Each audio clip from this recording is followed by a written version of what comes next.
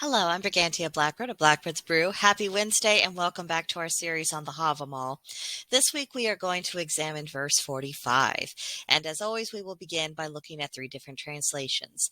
The first translation reads, But hast thou one who thou trustest ill, yet from who thou cravest good? Thou shalt speak him fair, but falsely think, and leasing pay for a lie. That's by Olive Bray. Second translation.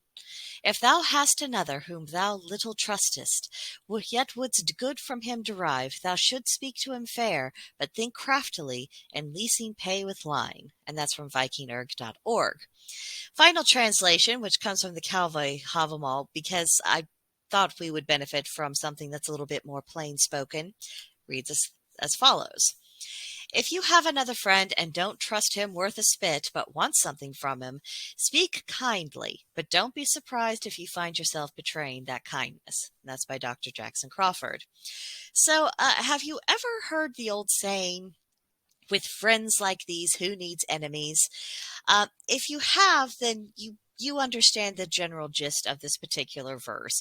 And you may yourself have had times in your life when you had to contend with less than trustworthy companions, and maybe it worked out or maybe it didn't and you had to pay the price for it.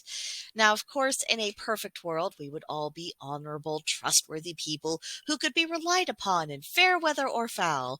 But that's not the world in which we live. And there's no one on earth who doesn't have personal shortcomings. And then, of course, we have some people who never take the trouble to improve their character. But nevertheless, we are all sharing this world, and sometimes we do find ourselves needing a helping hand to someone who we wouldn't necessarily choose to turn our back to if we could help it.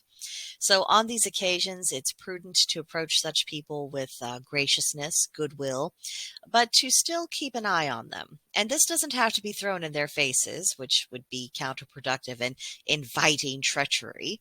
But we should be aware of what they're up to and what might be motivating them, especially if they might have any competing interests that might make them disinclined to come through for us in the end. But if they do come through and things work out well, fine and dandy. But if things take an odd turn, then we should be prepared for that and have a general plan of how to deal with things if everything goes sideways and screwy. But at the same time, we can't wait around in life for perfect people to come along and to act as we always wish them to. Those people don't exist. So we need to be a little bit more practical, and we need to learn how to act in concert with the people that we are actually around. And that means sometimes we will have allies, whether these are allies for a season or over the long term, who won't exactly be perfect. But we also have to be honest and acknowledge that we also fall short of the ideal. So we're all trying to rub along as best as we can. And in addition to the other things I've brought out about this verse, I think it's also just not a dose of cold water, but more so a dose of realism of you're not perfect. The people around you aren't perfect. Things don't always go the way that they should.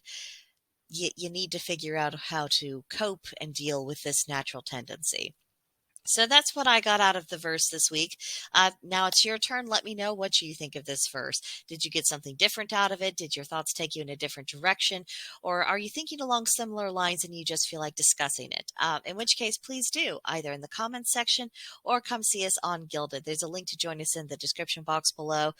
Just come in, say hello, say what video you watched that made you come in and that you just kind of wanted to discuss, and we will go from there. So I hope to see you soon, but that'll do it for this video, and I will see you next time. Bye.